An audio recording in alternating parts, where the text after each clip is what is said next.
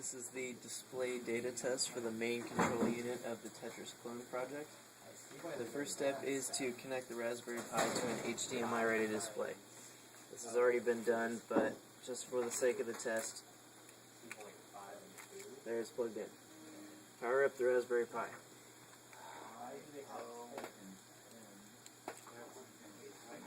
The Raspberry Pi is now booting up. Now we're waiting for it to boot. So this is the boot messages.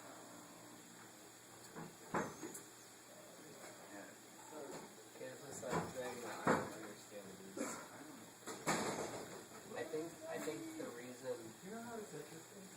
the reason why they didn't multiply, why they didn't do this, why they didn't multiply by 2, is because they're only considering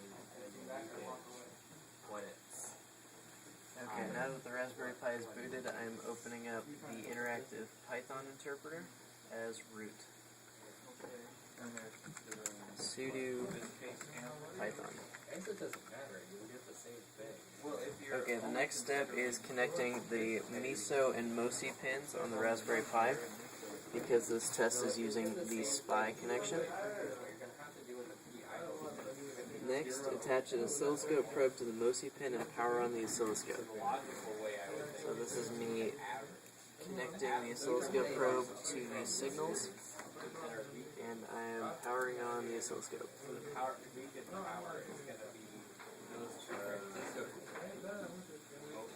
Once this is ready, I'm going to set the oscilloscope to trigger on the rising edge and set the trigger level at about 2.5 volts. So here, the trigger level is at 2.52 volts. Trigger mode is normal, and it's triggering off of channel 1. So now I'm going to run through a script that I've written. So I'm using the SPIDEV module, which allows me to access the SPI capability of the Raspberry Pi.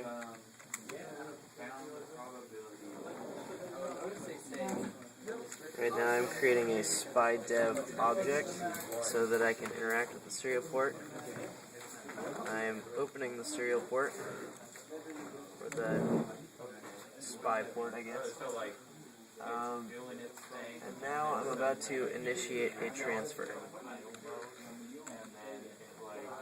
So what this is doing is I'm creating a list comprehension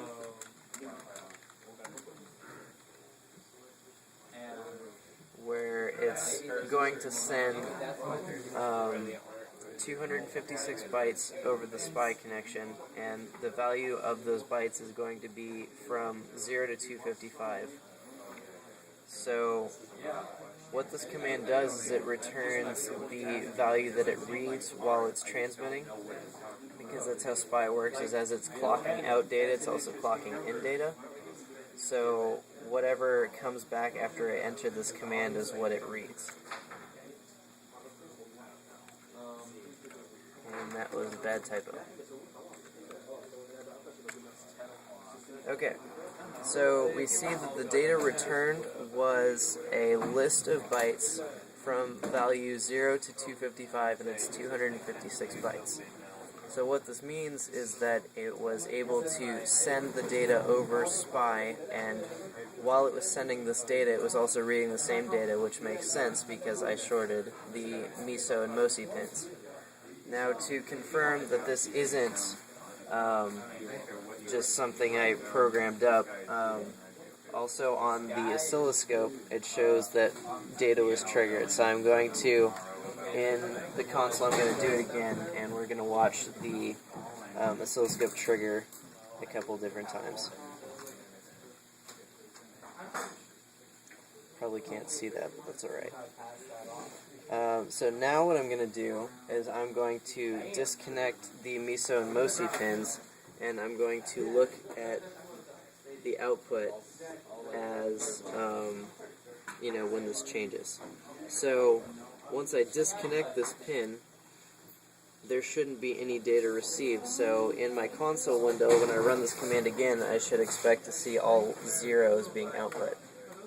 And indeed, we are seeing that there is no data being received on the SPI because I disconnected this pin. So by showing that it works when the two pins are shorted and it doesn't transfer the data when the pins are not shorted, this shows that the SPI is working. And that concludes this test.